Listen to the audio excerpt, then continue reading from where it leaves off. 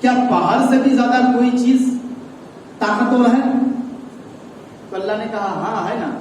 کیا ہے؟ لوہا. جو پتھر کے چٹانوں کو اپنے ضرب سے مار کر کے ٹکڑے ٹکڑے کر دیتا ہے. فرشتے نے عرض کیا یا اللہ کیا لوہے سے بھی کوئی چیز طاقتور؟ بولا ہاں ہے. بولے وہ کیا ہے؟ وہ آگ ہے. جو لوہے کو پگھلا کر کے اس کی راکھ بنا کر کے ڈھیر میں ڈال دیتی ہے.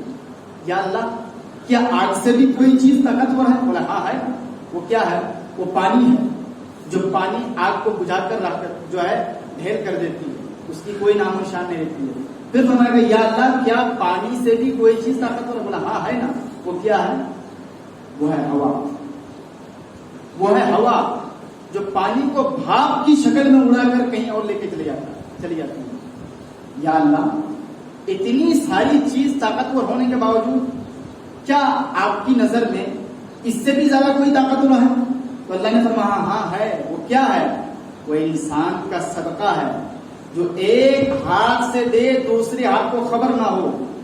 وہ چیز اتنی طاقتور ہے کہ زمین کی جتنی بھی چیزیں طاقتور, لوہا, تانبا, المونیم, پیتل, پہاڑ, ان تمام چیزوں سے طاقتور صدقہ ہے جو انسان کے گناہوں کو ڈال دیتا ہے, اس کی عمر بڑھا دیتا ہے.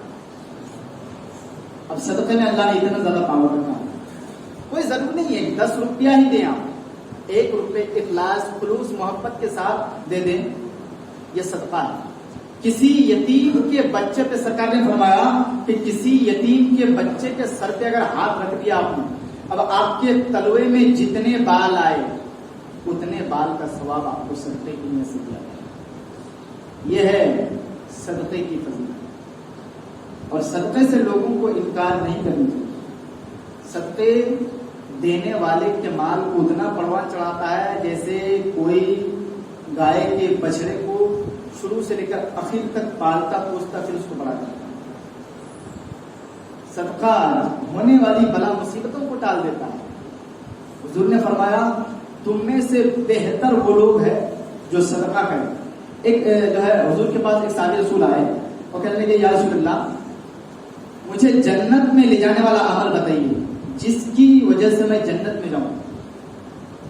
تو حضور نے فرمایا کہ تم صدقہ کرو اور بھوکوں کو کھانا کھلاؤ, پیاسوں کو پانی پلاؤ, ننگے کو کپڑا پہناؤ.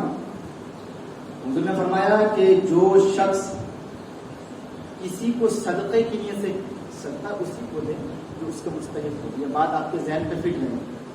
جو شخص صدقے کی نیت سے کسی غریب کو ایک کپڑا پہناتا ہے یا ایک لقمہ کھانا کھلاتا ہے تو بتایا گیا کہ اس کے لیے وہ کپڑا جب تک اس کے بدن میں ایک دھاگا کے برابر بھی باقی رہتا ہے قیامت تک اس کے لیے ثواب اضافہ ہوتا ہے.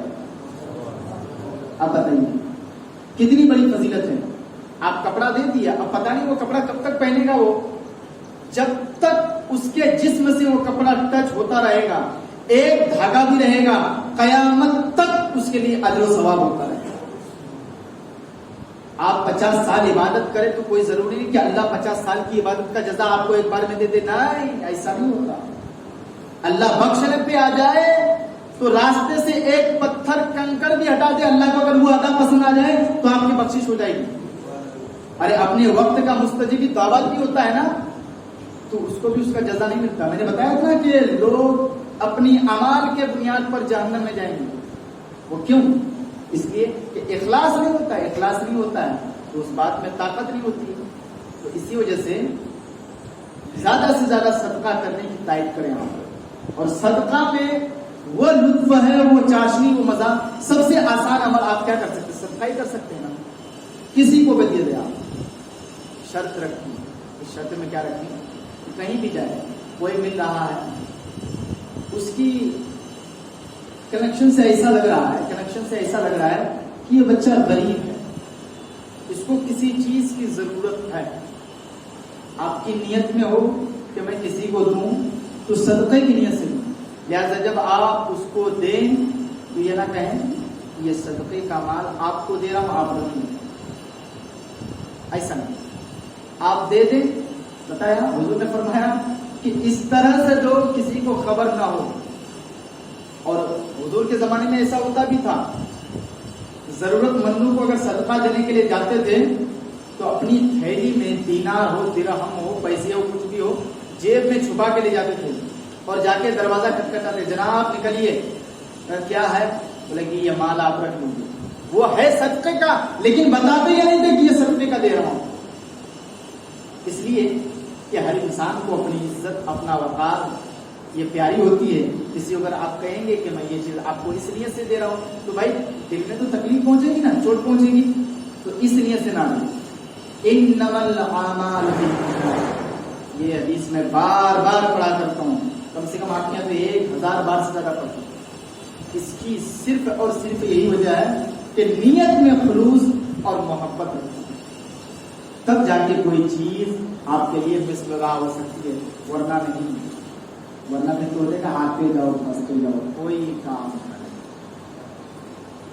تو صدقات, ایک دھوبی جو ہے کپڑا دھلتا تھا, تو حضرت عیسیٰ علیہ السلام کا گزرا ہوا اسی طرف سے, وہاں کے لوگ حضرت عیسیٰ علیہ السلام سے شکایت کرنے لگے, یا اللہ یہ دھوبی جو ہے انسان کے دل کو اور لوگوں کے کپڑے کو بدل دیتا ہے, ہم لوگ اس سے عاجز آ گئے ہیں, آپ اس کے لیے بد دعا فرمائیں.